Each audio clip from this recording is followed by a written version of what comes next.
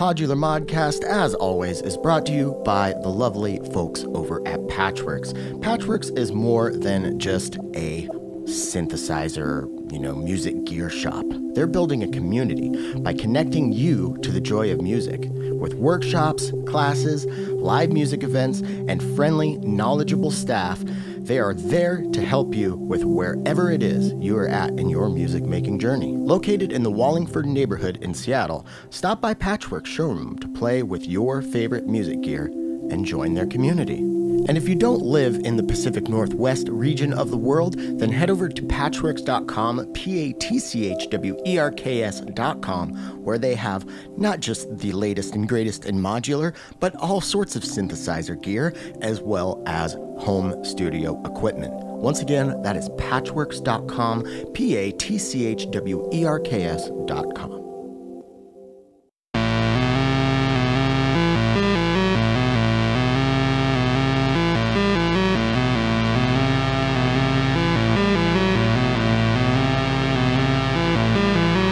Hello and welcome back to another episode of Podular Modcast. My name's Tim Held, and this week I'm bringing you part 2 of the Portland Synth Expo trip I did last weekend.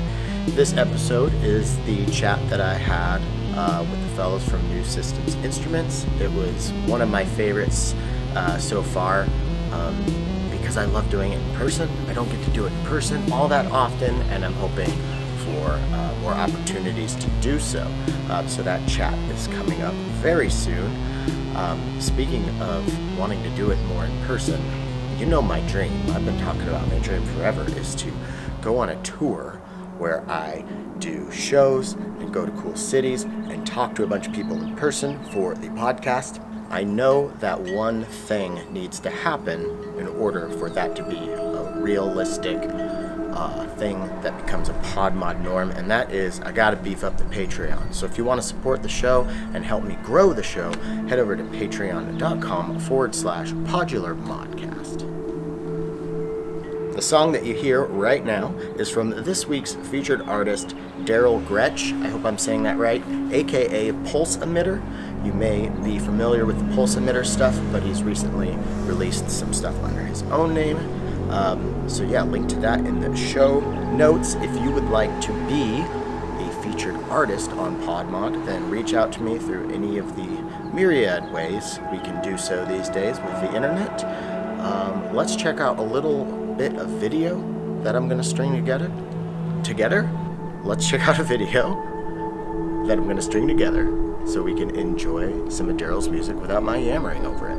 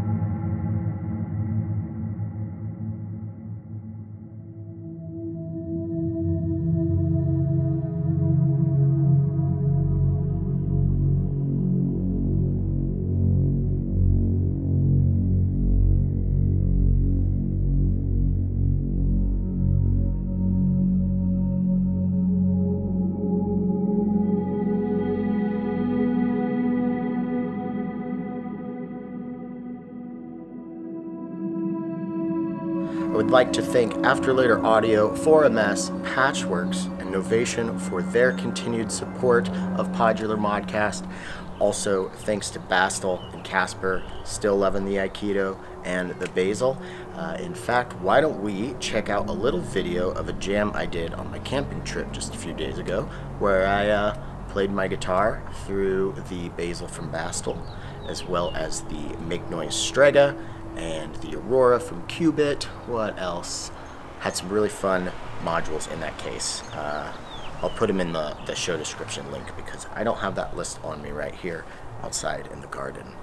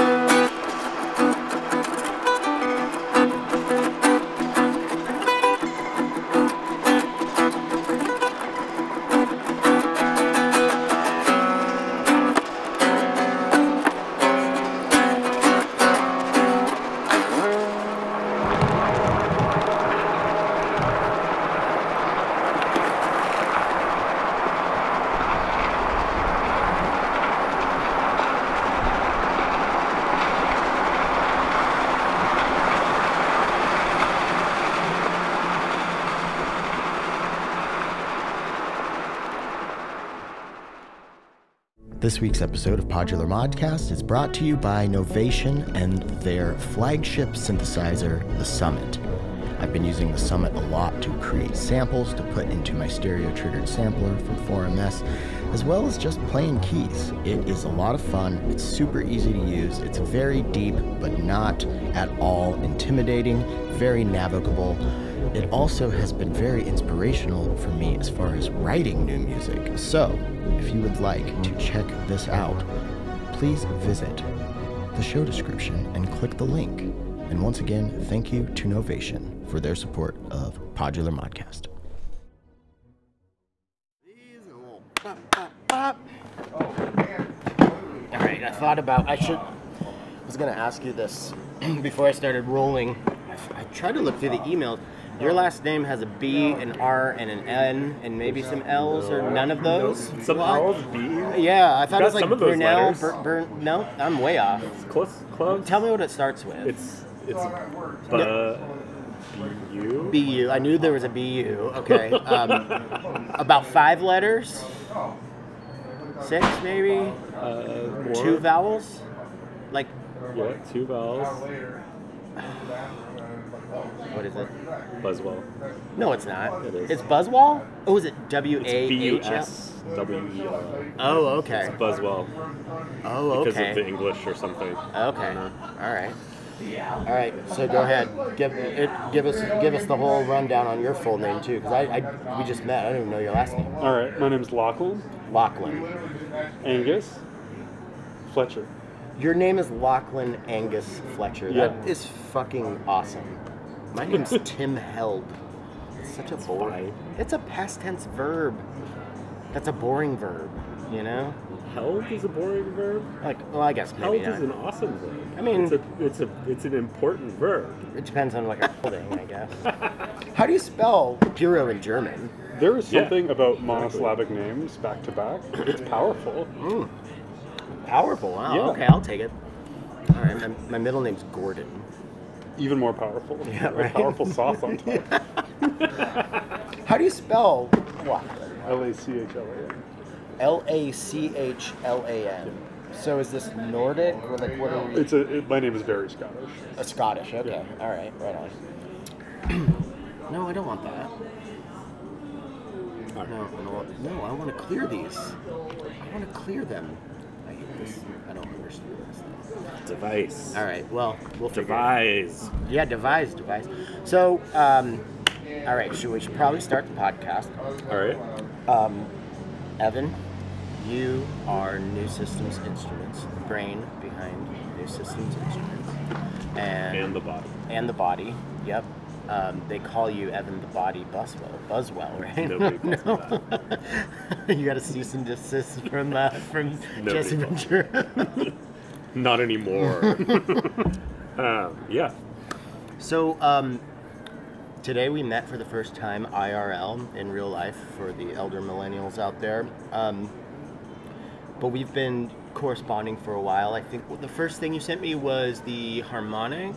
Yeah, the harmonic shift oscillator. Yeah, which I let my friend borrow, and I have yet to get it back because he's absolutely in love with it. It's an amazing sounding module. Cool. And you've recently sent me the triphase oscillator, which I've been talking about a lot on the show, which I really like. And we'll get to all of that. But what's your deal? Where are you from? Where'd you grow up? California. California? Like the same area you're now, Bay Area, or? Yeah, pretty much. Same area I am now. But I moved to a bunch of places in between. I was here in Portland for years, around late 2000s. Then moved back to Davis for more graduate school. What did you go to graduate school for? So I got my master's in English and then a doctorate in cultural studies. Oh, cool. Right on. Wow. Holy shit. So were you ever a professor or doing research? I'm working on it. Okay. So I mean, it's, if you don't know academia, it's a gigantic shit show. Publish or perish. Well, that's hard getting a job is hard.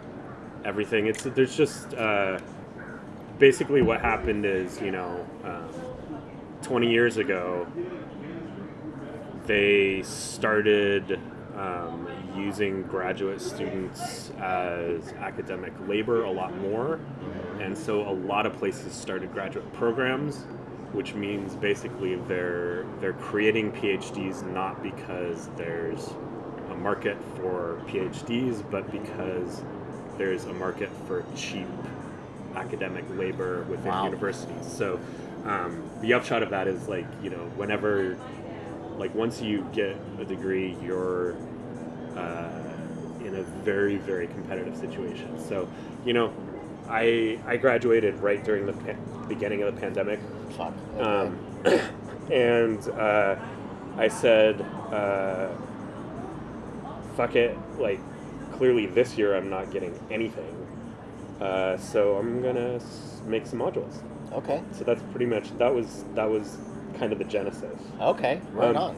But at this point, I mean, I'm still trying to, do some research and get an academic position at some point. And, okay. Yeah. What is so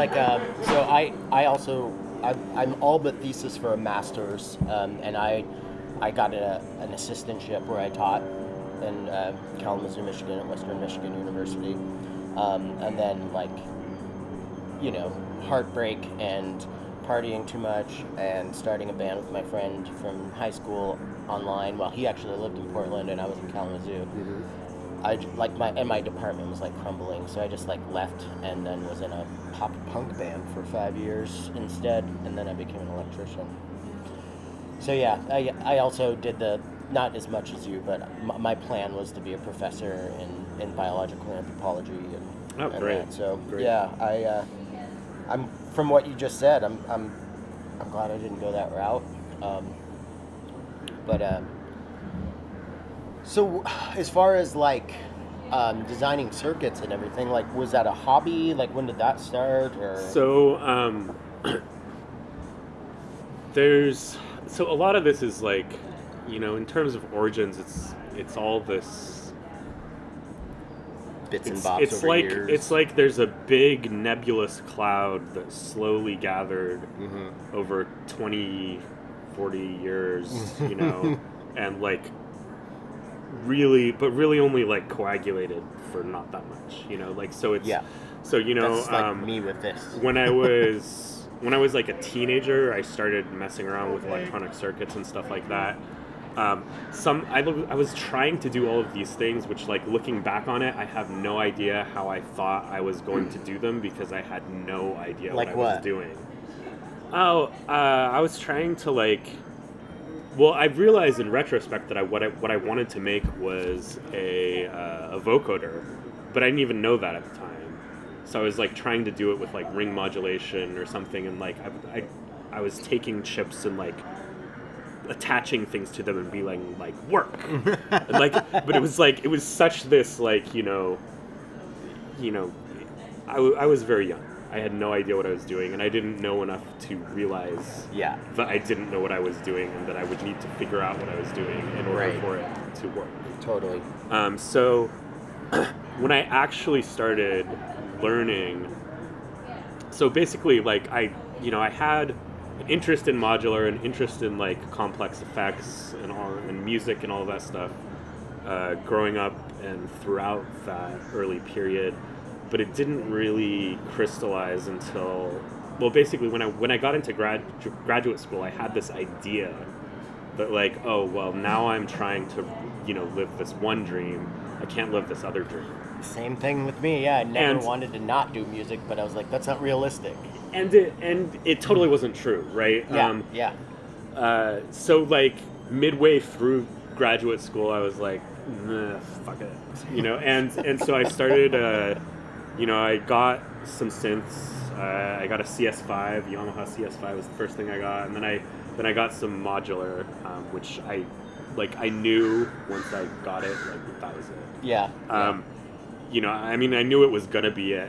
Wait, so what year was this I don't about? know. This was 2014, 2015. Okay, so like your rack's picking up, but it's Well, it's not picking up. There's like a handful of makers, maybe like 30. No, maybe, it was pretty big already by then. Okay. But it was. I mean, it's bigger now, but it wasn't the early days. Okay.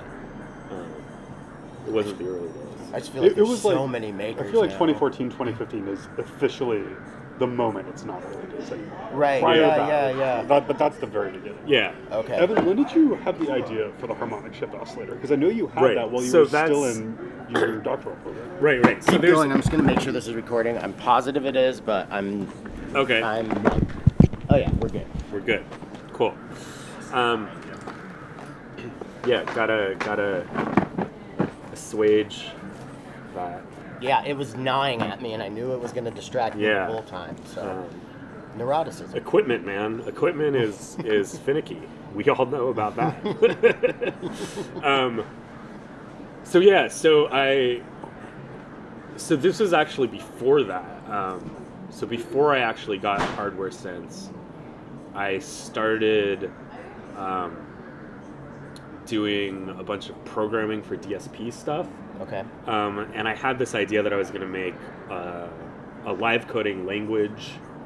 I was going to write my own language. One of the things that I research in this humanities stuff is like programming languages and like how they create knowledge and stuff like that. So I was, I'm thinking like, yeah, live coding language, like I'll make this and like, so I, of course, like the thing is what I always wanted was a modular system. Mm-hmm.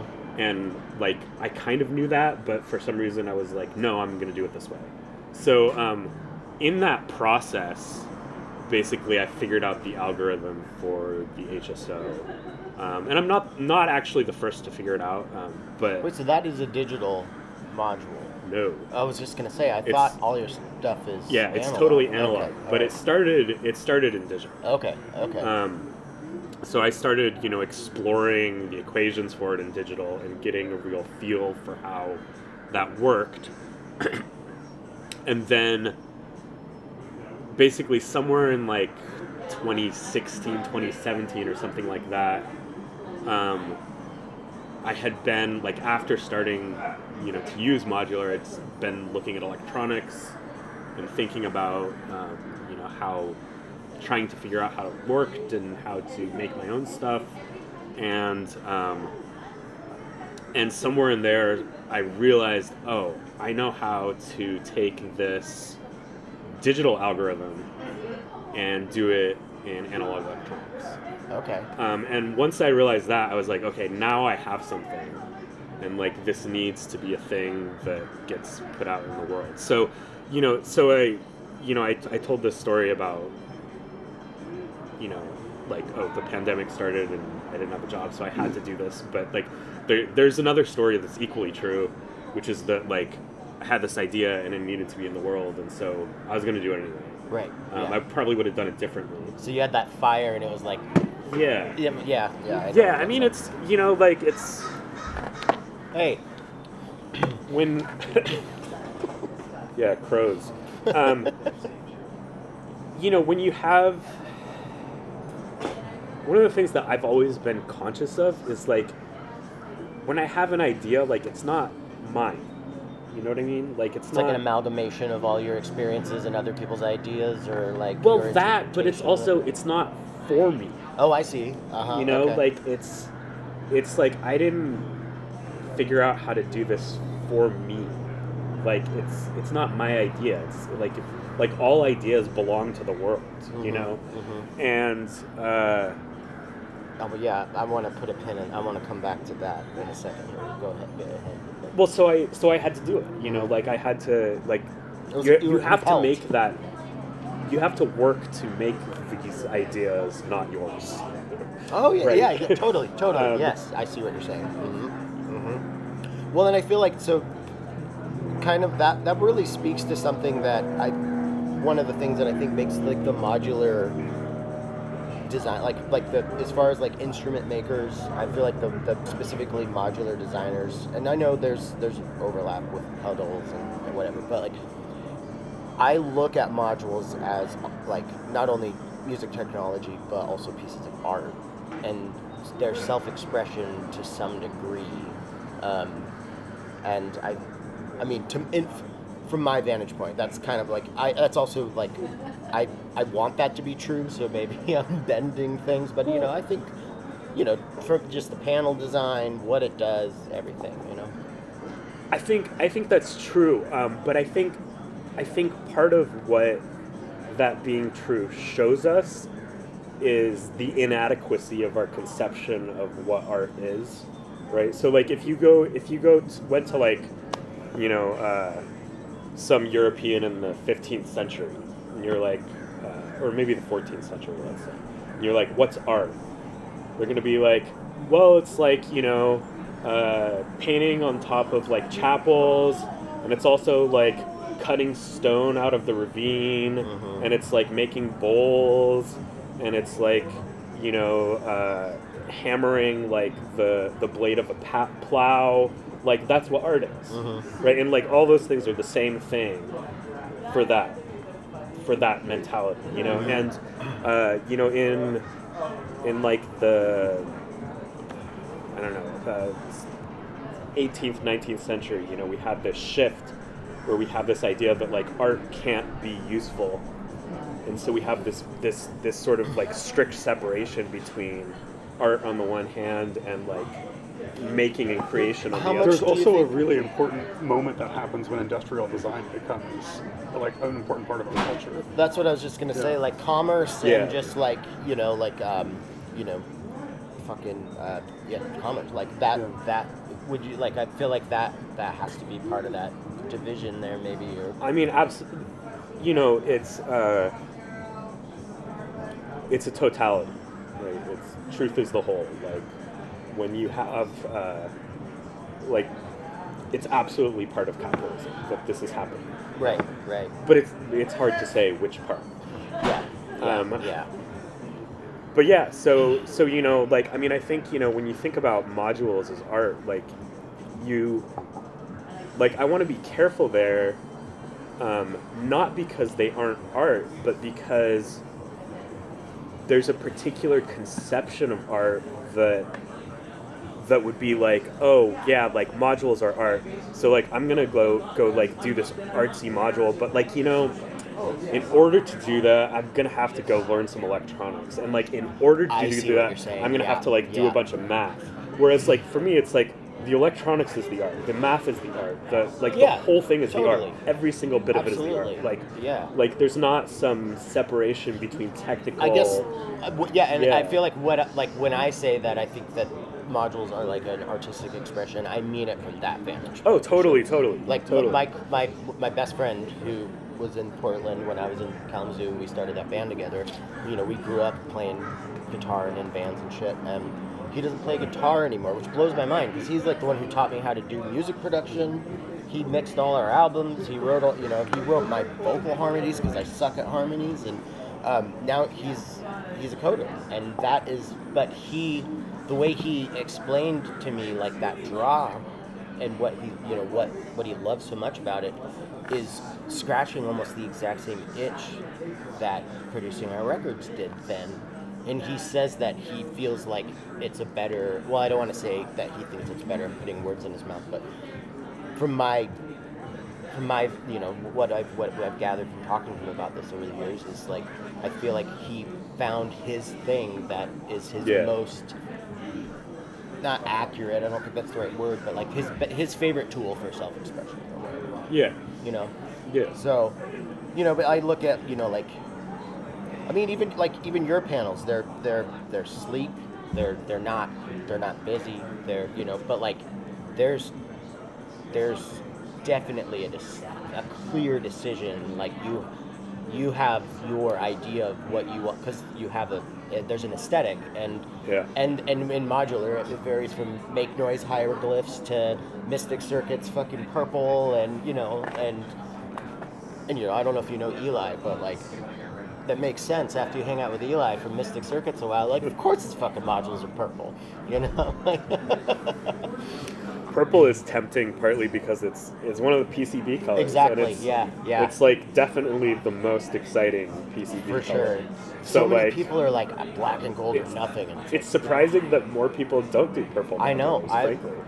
So when I did the bleep loop, I really like. I was this close to doing like, because they also do the blue PCBs. I didn't want to do purple because Eli was doing the purple thing, and we're buds. Blue is good. And but purple is my favorite color. But I wanted to do something colorful, but it just kind of came down to like, this is what I want. So kind of going back to your idea of like, this isn't my idea. It's like, yeah, this is what I want, but most people would probably prefer it not be that. Yeah. So. Yeah, so coming back a little bit to this notion of art, so part of why I'm like making an effort to explain this and talk about it now is partly it's something that I'm really struggling isn't really the right word, but I'm really contending with. Wait, in what way? Because to me, like a whole lot of what I do when I'm designing modules is math. That's like if you're like, okay, how does a new systems module come into existence? The beginning is me sitting there with Mathematica and solving equations. Like that's always. And you just know what equations that, or know what like particular realm of equations to go into because you have some sort of seed of an idea of like what you want the thing to do, or like. Or you like doing equations in a way that that's hard, do this, right? So it's so when people talk about how math works, right? They have there's this idea of the context of discovery and the context of justification. So like the context of justification is like, well, the math works, and like bringing this back to like modular, it's like the context of justification would be like, this is a good module, this is functional, this does a bunch of good things. That's not necessarily how it came about, right? Yeah. Like it's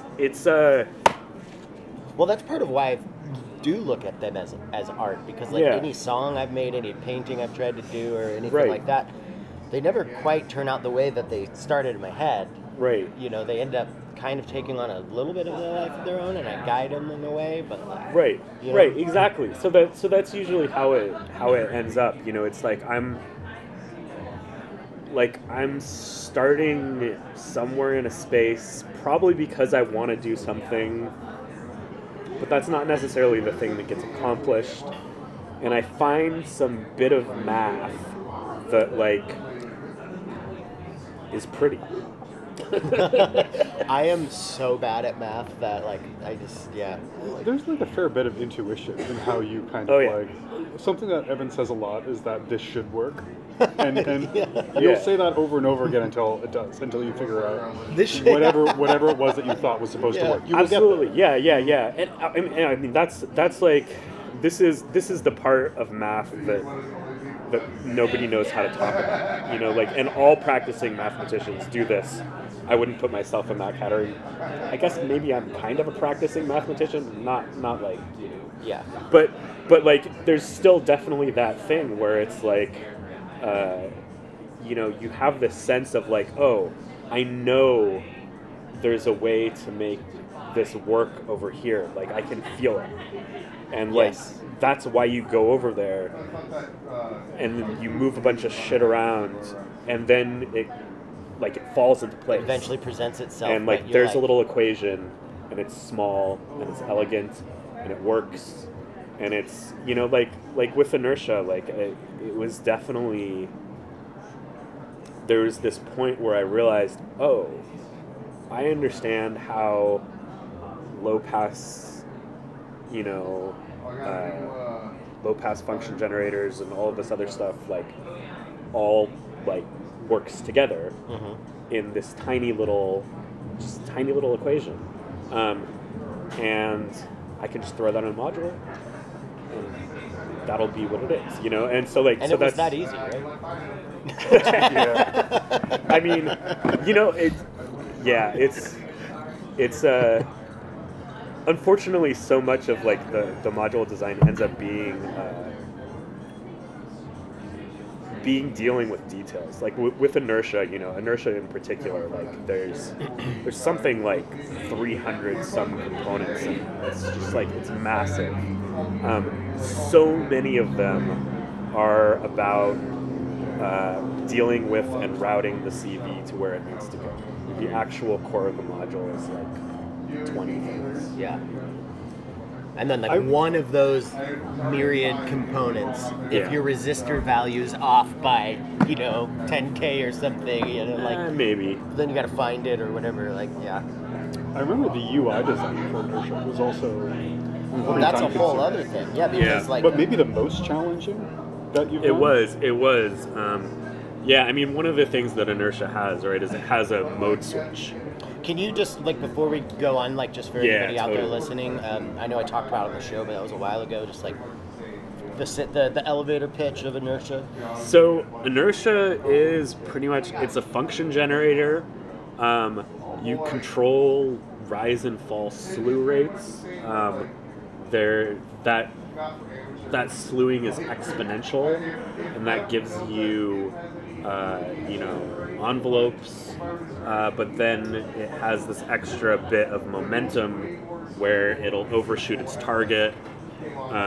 So it's like processing something, but then it will start doing its own thing while it's doing the initial function?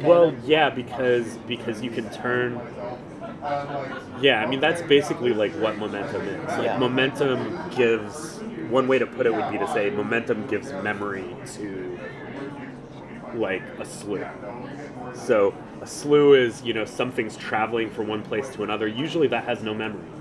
Like, what do you mean by that? What I mean by that is when you... There's no, like, repetition like, in... All that matters is where the current voltage is and where the target voltage is. Okay. So when you move the target voltage, it's following the equation from where it is to where the target is. Mm-hmm. But with momentum, that's no longer true. It suddenly has this memory. It's like, no, I was going up. It's like I have to keep going up. Orbit or something. Yeah, it's like Conman. Mm-hmm. So yeah, so there's a bit of like, of it doing its own sort of thing. I'll be honest, like, that one was a little confusing for me. Like, I made cool stuff with it, you know, like, but didn't know exactly what I was doing. But I think that's also sometimes the most fun thing about modular is getting, like, I know this does crazy shit. I don't know what it's doing, but this sounds cool. You know? Yeah. Well, I think that's a challenge that I face with a lot of my modules, because I'm like very determined not to put things out there that are already out there. Yeah, which like, has got to be hard, especially in the analog space. That's like, you know, it's got to be difficult. Yeah, so it's, you know, I mean, like, there's some utility things that are the same, whatever. But my core, like, really, the modules I spend a lot of time on, like, you know, they can't be something that's already out there. And so, like, you know, when you learn about, like, user interface design, right? Like, it's 90% of an easy user interface is a familiar user interface. You know, and I can't do that. Yeah. You know, I can do some of that, but like mostly, like, you're gonna have to sit there, you're gonna have to bang at it, and you know, like, and I would really, you know, like, this is me tooting my own horn, but I would really say, like, you know, these interfaces are really intuitive and easy. But yeah. Not when you first encounter them. Yeah, totally, absolutely. Like, I feel like, so I got Triphase, and I instantly thought it sounded good, you know, but that's one aspect of it. Yeah. And then, you know, use it over a few weeks, try this, try that, do a demo explaining what I think is happening, and then get through it, like, halfway through it and be like, I'm wrong. I need to, like, all right, this demo's done. I need to go back and, like, and, you know, so, like, it's all falling into place now, but again, I think that's part of the excitement, and, you know, we're not all electrical, well, I know most people who are designers aren't electrical engineers, but, like, I don't know how to design circuits, you know, like, I've talked to enough people, and I've worked with, you know, after later, so, like, I can talk shop to an extent. Yeah. But it's pretty mild. I think there's like a magical spot that some designs have, not just Evans, but like I think there are lots of your I agree. I totally agree with that. Where they will, especially in the analog realm, I'd say. I think I agree with you. Yeah. But where they are specific and predictable and precise enough that you can't understand everything they're doing. Every setting, you can understand exactly what they're doing, or you can put it on a scope, especially with inertia. You put it on a scope, it's immediately, oh, well, that's obvious. That's another thing. But if you don't, it's really sending hard. Me a data, because that makes things so much easier. But when you have a module that will let you understand everything, but then you can also forget everything that you understand and just rely on the intuition that you built when you were really studying, that's a space I really like to have. Yeah. Where it's and like you can learn, but then forget, and then be in the space of like. Yeah, you hold intuition. on to that intuition, but you still can't talk about it. Exactly. You can't like regurgitate. You don't have to think about it. You don't have to remember what all the values are doing. Right. Like I could do that with a bend. Like I can rock a pendulum, but it took me a long time to fucking learn. Totally. And then I had to I had to make a whole video about it, and then I did like a talk about it in Colorado, and I had it fucking down. Like I didn't have to read from notes. I don't think I could do that. And this was, a little over a year, 2 years ago. But yeah, I like what you're saying there. I feel like maybe we just went off on a tangent. Like we had some inertia and then some momentum took our conversation and hey-o. Yeah. But it took you a while to dial in that interface because it's like it took me a while to get the interface. Communicate? I imagine that's got to be so difficult. Not only the interface for it to make sense, but like, especially in the analog realm, like this can't be 40 HP. Yeah. Like you don't. I know you don't like. Just from what I've gathered by just having your modules, I don't think you are like.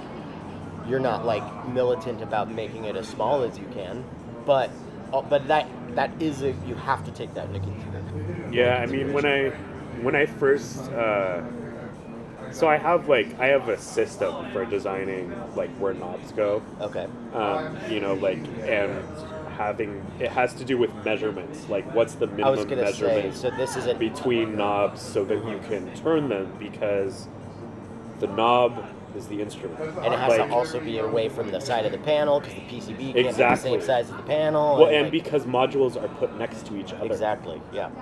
Like this is one thing that so many designers forget. They're like, all the knobs fit. It's like, okay, but do they fit with the module next to them? Like, and the answer is often no. Yeah, if you don't have a blank there, you're not even going to be able to use this one. Yeah. So when I first did this, I mapped that out definitely and got specific sort of metrics for how close I could get these. But yeah, it's tough. It's tough to fit it all in there. Mm-hmm. And it's. Would you? How much like overall? How much of like the time spent from conception to circuit design to UX, everything, like what's this percentage of time you have to spend on just laying it out, not just for it to make sense for the user, but also just for it to actually work within the format? Probably varies those are generally the same thing actually. So okay. I don't have an extra step where I make it work in the format because I figured that out beforehand. I have the metrics for how close things can be. Yeah. So I know I can put 4 knobs here. I can't put 5 knobs. That was a dumb question. Just kidding. It's fine. I never cut shit out, and I probably should. I'm going to listen back in like 10 years and be like, man, I was a fucking idiot. Why didn't I just cut that? I think it's impossible to be a modular synthesist and not constantly feel like you're an idiot. It's like, that's it. I think that's why it's such a warm community, because it's like, people coming in who don't know, they're like, it's so confusing, and they're like intimidated by everybody, but then like everybody's like, no, come on in, like we're still confused, Yeah. Oh god. Yeah. I don't know where this all started. But we've really been on a tear here through this. What did I ask you that got? Where do we go next? I guess because we're halfway done. Okay. And I want to make sure we talk about some of the specific modules and stuff. But all right. I also want to get to know you more. Okay. So what kind of music? What when you were like the earliest memory that you have about music like touching you and like being like this is the thing that I'm into. Like what was that? When was that? Oh gosh. And then when did it switch to participant? Like were these separate things or? I don't think so. I mean, like, you know, my family's, you know, always been musical. My grandmother plays classical piano gorgeously. So it's the idea that I would play music has always seemed normal, just like built in, like yeah, it's a default setting. And yeah, you know. That being said, you know, I mean, I think like some shit has to happen between that and becoming a modular. Not even liking modular music or playing it, but then designing it. You know. I mean, you know, what was the first electronic music that like dilated your pupils? Oh, probably Aphex Twin. I mean, I'm sure that answer is the same for a lot of people. But yeah, I mean, it's, you know, I think like, I don't think it was that kind of a journey for me. I think it was much more like a sort of, like music has been with me, you know, but I haven't always been doing it, if that makes sense. Before, you like, know, do you so play like, keys or guitar? Yeah, or so I played keys as far as I can remember, you know, since I was 12 or whatever, 10, I don't know, I have no idea. Guitar from being a teenager. So I play a lot of instruments. I almost majored in composition in undergrad. Oh wow, okay. So I was really serious about it. You got a good like theory base. Yeah, I have a really good music theory base. So I was I'm just now like starting to learn. I was really serious about it, you know, and I've been really serious about it for a really long time, but it's sort of like I didn't really like lean into that seriousness. I was like, music is like a really serious thing that I could do and I sort of dabble in, but I'm not going to be serious about it like as a matter of choice so that I can be serious about some other shit. Okay. And really like the way that switch flipped was more like, nah, I'm gonna actually be a little bit more serious about it. You know? Okay. So it's like, was that you wanting to start new systems or? No, that was before that. I mean, that was just you know. Or I guess when you were starting to do like bending or making that vocoder or something, or. No. I mean, it was like 2015, 2016 when I started buying synths and being like, you know what? Yeah, I have this, you know, academic goal, but like that doesn't mean I can't have this music goal, and I think I need it. Yeah. And yeah, so I started doing that, you know, and it's, so yeah, so like, and somewhere in there too, like, you know, there's a similar, I mean, I think everybody who like is an artist has those moments where like, you know, you're sort of self-reflectively going like, wait a minute, this is good. And it's like, it's almost not, like, of course it's like pleasant to think that, to be like, oh, I made good music. But it's also like almost not pleasant because it's sort of like, oh, like, this is a thing.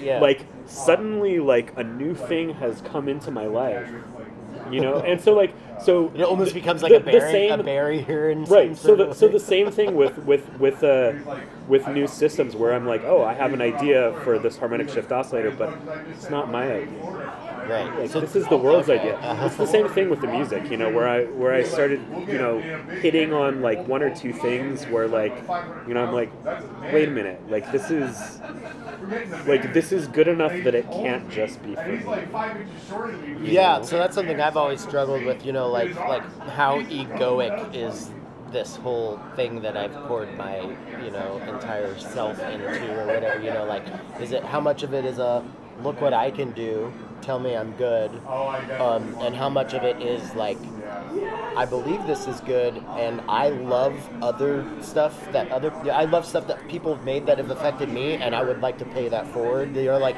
there's, of course, that's like this like altruistic view on it, and it's something that I really struggle with. So I think this is part of it, actually, like, because that egoicness, it's always in league with self-doubt, right?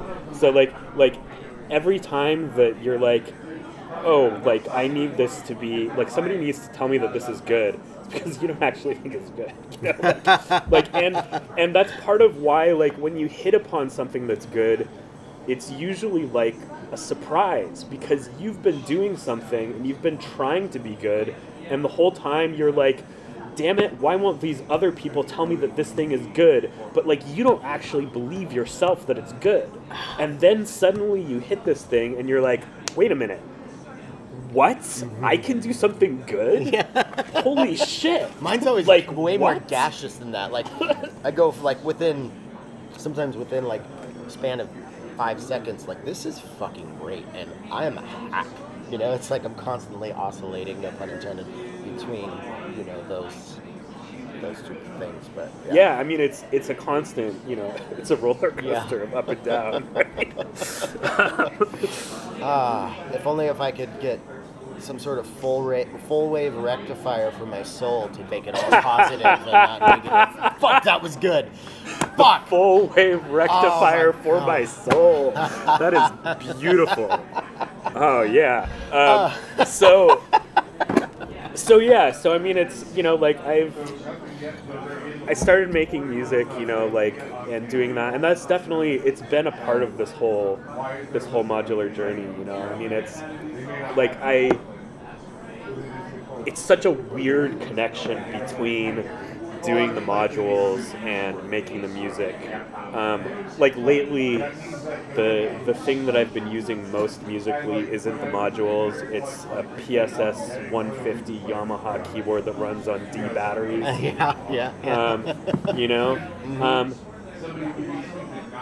I don't know, man. Like, I mean, it's speaking, like, to me. Also, like, there's got, like, an aspect that, like, it's got to be a pretty cool experience to hear what other people are doing with the thing that you made. Oh, because absolutely. It's so much different than what you've made with it, because absolutely, they're not, you know, like. And I mean, that's part of my whole design philosophy, right? And that's part of going back to that little tiny core abstraction in mathematics. You know, like, the smaller of an abstraction that I can get, like, the more general it is.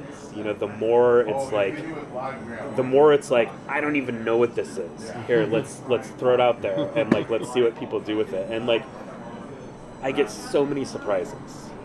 Yeah, I was gonna say, like, I mean, it's probably hard to quantify, or maybe something you haven't put any thought to, but, like, is there any one module in particular where you've had more, like, surprises from how other people are using it? Like, oh, I was using it this way, but it seems like a lot of people are doing it this way, or anything like that. It's a little bit of a on-the-spot question that might not be something you can answer quickly, so sorry. But I mean, I don't know. I feel like I would really like more feedback, you know, like, for listeners out there who have my module, like, you know, like, tag me in your videos, like, even if they're just noodling around, because, like, I wanna see what people are doing out there, you know. I don't get as much feedback as I would like, you know? And that's something that I've learned, like, personally, and from talking to so many people, is, like, I think there is a sense from people who are, you know, just the users that aren't, like, really, like, they're not putting themselves out there. Maybe they're just more like hobbyists, or maybe they are putting it out there. Like, there's a sense of, like, I don't want to bother them, or they're not going to answer this, or I don't want to sound stupid or something. And let's, like, don't think that, because Tony Rolando wants you to tell him how much you love, you know, his modules. Absolutely, like, that's great for absolutely. Everyone, so you're not bothering anybody. Yeah, I mean, maybe just to throw out, like, one example, since Lachlan is sitting right here. I remember when I first showed you the prototype for the HSO. This was, like, an entirely through-hole PC board that had no connection. And, you know, one of the things that we all do is when we want to make things cool, we turn shit up. Right? And we all think like, oh yeah, like the filter goes up. You know, and so with the harmonic shift oscillator, that's so often I end up, you know, I put that level too high. I put it way down at the bottom. I was like, and I remember when Lachlan came by and, you know, he was helping me test out and develop this prototype, you know, like, you were like barely up on that, you know, just like way down at the bottom. And I was like, oh, I get it. Yeah. Like, yeah, here's, so, you know, so there's one example of like a different way of using this, you know, but it's totally. And also, like, you know, something like I have, you know, some trusted friends that I show like my mixes. When I think my mix is done, if I'm going to send it off to mastering or something, I want to show it to a couple of people, not for the attaboys, but because I trust that they are going to give me real feedback, and it's feedback that is impossible for me to like gather on my, like, figure out on my own, because I'm too close to it. Yeah. Like you like it's you really. Yeah. Like, so you need like, and so that's actually a great segue, because I did want to talk about like your role with like helping Evan out today, and like how you guys met and all of that stuff. Because like it seems like you're a trusted confidant, and like, you know, like probably a good like beta tester, you know, hey, check this out, what do you think? He's tested most of them. Yeah, a few of them I think more extensively than others. Yeah. But like I remember the moment Evan told me about the HSO, and this was before I tested it. I remember it, I guess. Because as somebody who understands like what I want in a synthesizer. Yeah. So how'd y'all meet then? Through Bay Area synthesizer community events. Okay. Specifically one called Resonant Frequencies, which similar to your podcast, like actually focuses on the music people make, and is really good vibes, really good people. Yeah. We met there probably 4 or 5 years ago. Something like that. So you were going to these synth events like before you were... Yeah. Okay. Yeah, I was just going as a musician. Performing or just watching? Performing. Or both? Okay, cool. Yeah. The first time I saw Evan play, he played the most gnarly acid set, which does not sound like a lot of what he does, but he's very capable of incredibly gnarly acid. Yeah. And then the most infamous performance Evan ever gave at Resonant Frequencies was that he rolled up with a DX7 and like a reverb pedal. Oh shit! And just played one song for 20 minutes, and it was incredible. Oh, fuck yeah! And I fucked up, and the reverb pedal didn't even work, so it was just the DX7. That's great. But yeah, no, I mean that was a good track. Yeah, I mean like it's. Yeah, so I mean the musical thing has definitely been part of the journey, but it's not. They're not like the same. You know, they're different. I think they're not the same, but like you can see how you are inflected. Absolutely. Similarly in the music that you make and in the modules you make, even when you're not making music with your modules. Right. There's like a similar thrust. There is. Right. So I feel like there is like I don't know if indelible is the right word, but I feel like if I'm making pop punk or if I'm making noise or ambient, like I feel like there's always a sense, like, and I feel like this with a lot of artists. I've heard, you know, I know a lot of artists who have like switched their style up, and it's like I can still hear you in there, and I don't know what that is.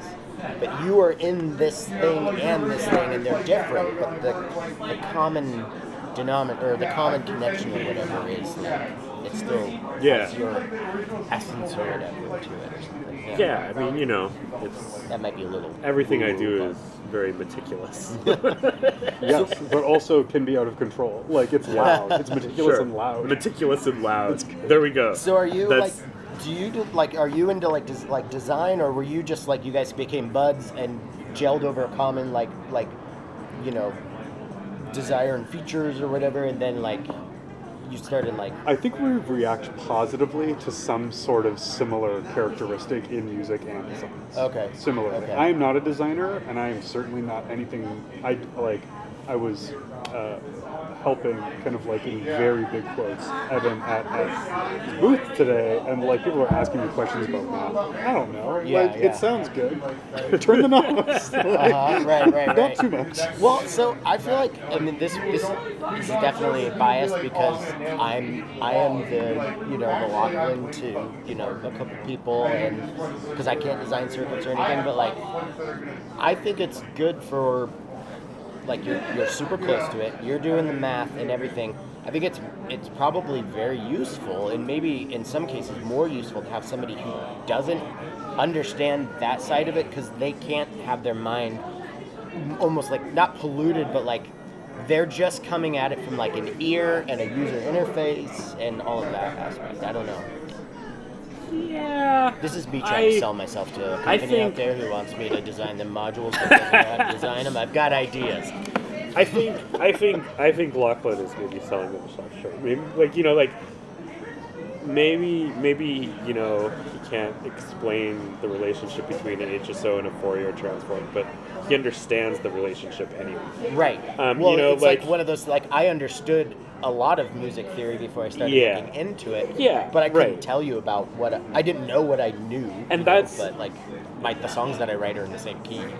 That's what's important. Like, I mean, I think in our relationship, very much like we're musical foils for each other. Like, our style has actually evolved, like co-evolved to become almost the same thing.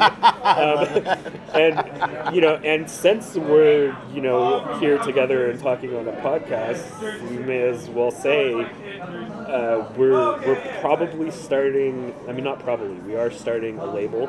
Oh, cool. Okay. But it's, I don't know. Neither of us have any time, so we have no idea when anything's going to happen. Mm-hmm. But we have a split on the horizon. Very cool. We have other artists. Nice. So the musical practice and the modular thing, like they're so connected, but also independent. Totally. Yeah, that makes sense. I think there is something I trust about our creative relationship is that when we like something, it's probably going to be for something approaching the same reason, which is not like there are people with whom I know I share a good deal of my taste, but it's not always for the same reason. There's like maybe some kind of different relationship or something different between us. Right. For example, when I share some of my work with Evan and he says it's good or bad, I don't trust that more than somebody else who says it's good or bad. But I know that he's going to be saying it's good or bad for reasons that are like very close to. Yeah. No, that's that makes sense. social. That's a social relationship. I feel like that's very important for like any artist to have. You have to have those people, those trusted confidants who aren't going to blow smoke up your ass. Yeah. Like I always joke with my friend David Lutz. I'm like, when are you going to tell me I'm a good boy? Like, when are you just going to pat me on the head and tell me I'm a good boy? Because he's got. I call him David. I have a lot of notes, or David. I have notes Lutz. But those notes are like good. Yeah. You need those people. It's so valuable. I mean, it's I mean, like if I would like it when I tell you that you've done a good job, that it's because you did what you were trying to do. That is a great way to say it. That makes perfect sense. Whereas I'm happy for somebody else to tell you you did a good job for other reasons. Yeah, no, exactly. And that's... there was a thing, and you did the thing, and I see the thing. Yeah, exactly. I think I have a problem with praise often, like with people being like, oh, this is awesome. Like, precisely for that reason. Because I'm like, I guess weird, I'm happy that you think it's awesome for a weird reason. Totally. But I'm like, you're like, I want, why don't I get more praise? And then you get it, and you're like I get all squirmy, and it's like, no, this isn't what I want actually. Right. But right. I mean, because you don't really want praise. You want to be seen. Space where understood. You want a space where you can. I'm going to say this in a really weird way. I love it. You want a space where reality can be fungible with another person. like where I'm into more like non-fungible shared realities. Yeah. But you want a space where like Podcoin coming to you soon. where the efforts that you're making, like, it's not even just like there's something that's recognized, but like you know, it's like so many places, you know, it's as if like you're pushing against this gate that's stuck, and you're pushing really hard, and like so many people like walk by and they're like, what a great job you're doing pushing on so that gate. Yeah. So happy for you to be pushing on that gate. And you're like, fuck you, I'm trying to open the fucking gate. Man, you know? I don't think it's quite that. I think sometimes you've already pushed through the gate. Not you, us, generally. We all know what this is. You're laying face down on the ground. You've made it through the gate. You're in the mud, and you're like struggling. And somebody's like, you made it through the gate, and you're like, fuck you, fuck you. Like, I'm not finished yet. Somebody who comes up and is like, I'm not finished yet. Yeah, exactly. I'm still moving into the earth. I'm not finished. Oh, all right, so... Speaking of finish, but that's important. Sorry. No, I'm just gonna say we're coming up on an hour, and I want to make sure that two things happen. One, I want to make sure that you each get a chance to scream whatever you'd like from the Modular Mountaintops, whether that was promoting a musical project, album, whatever. But I also want you to just like give an elevator pitch on the Tri-Phase, just because I feel like we need to talk a little bit about the Tri-Phase, because that is. So I want to say one thing before that. I feel like whenever like a new oscillator comes out, and especially like an analog oscillator, I'm like, what? Like, it's the cynical part of me, but I'm like, what is this? Like, do we need more?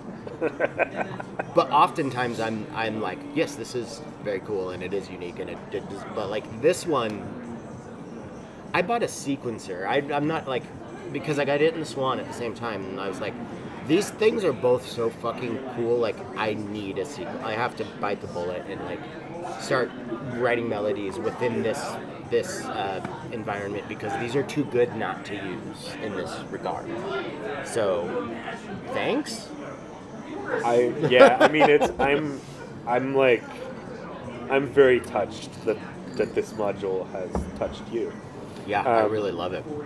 This much, you know, and I mean, like, I've been hearing this from other people too, you know, about the Tri-Phase specifically, like oh, it seems to really jive with what a lot of people are doing. I mean, I think you know, like, to me, like, I'm more excited about the HSO still, even though this one's newer, but I think there's something about the Tri-Phase where it's very melodic.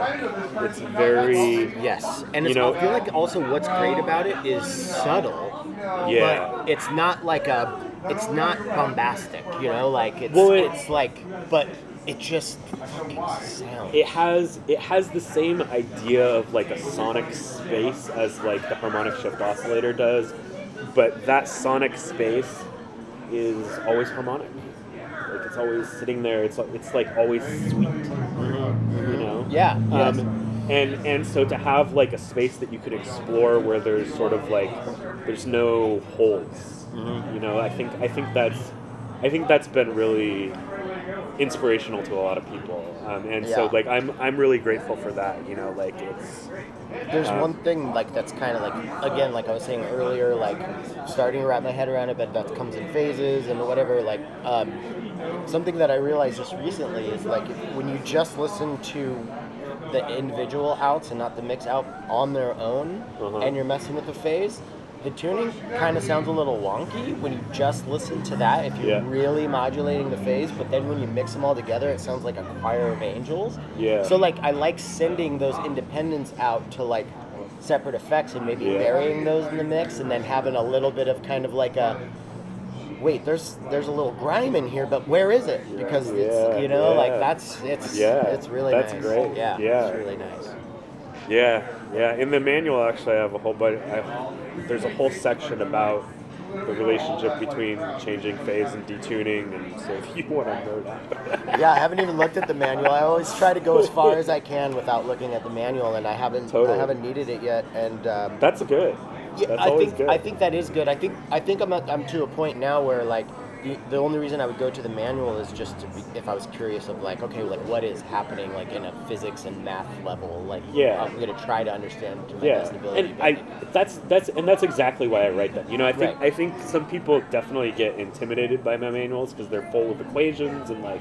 But there's just also all people of this who stuff. like froth at the mouth for that shit. Absolutely, you know? absolutely. But my attitude to it is definitely like this is for you to develop a particular kind of understanding. This is not something that's necessary. Like if you need the manual to like make the module do anything you want, basically, I feel like my interface design has failed.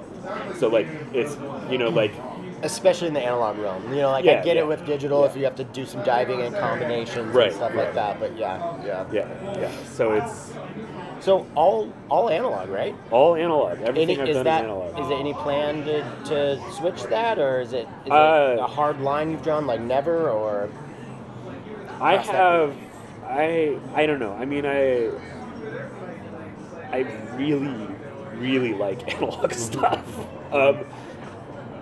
But at the same time, like, you know, I do have a couple things that that are digital that I can't think of any other way to do it other than digital. You know? And generally, like, that involves delay. Like that's really what it is. It's really just like delay. So like, you know, I wanna make some kind of a reverb module at some point. I was just talking with Thomas Fang at the thing today, the synth event. It's just like we were talking about like there are good reverbs in the Eurorack space, but that seems, as far as effects goes, that seems to be the most lacking. Yeah, and the ones that are out there, in my mind anyway, aren't modular reverbs. Like they're not, like if you think about, you know, like reverb as like an effect of like, here, we take the sound and we put it into space. Like that's an effect. That's not a module.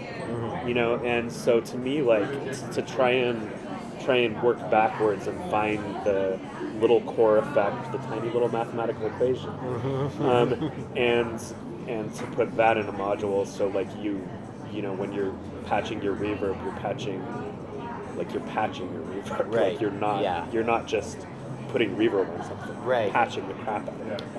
I so think anyway, like but reverb is probably like the closest thing to that. Yeah, and absolutely. It's, you know, it's the closest, but it's still not. It's like a little quite big where I want. I wish it was stereo in and stereo out. I want a half size reverb that's stereo in, stereo out. Tony. Tony. He's like, okay, Tim. Yeah, I'll listen to that. I mean, the Mimeophone has that really nice reverb, so they kind of did it. But all right, modular mountaintops. Promote. You don't have to promote. You can also make a proclamation. You know, if it's like QAnon-y, I'll probably cut it out. But you know, your conspiracy theories. Let's do it. God, I couldn't come up with any. It's like it's hard. I'll talk about those. I mean, that's the other podcast. That's the other podcast. I want to start one with Ross from Moffin's Eve called Synthfo Wars, and just make up shit like just crazy, like about a cabal. I mean, so that's actually the conspiracy. Is Tim already has a secret podcast? Yeah, that's the conspiracy. It's on the dark. Go find it if you guys can. But don't tell us, or don't tell them. It's called the Modular Podcast.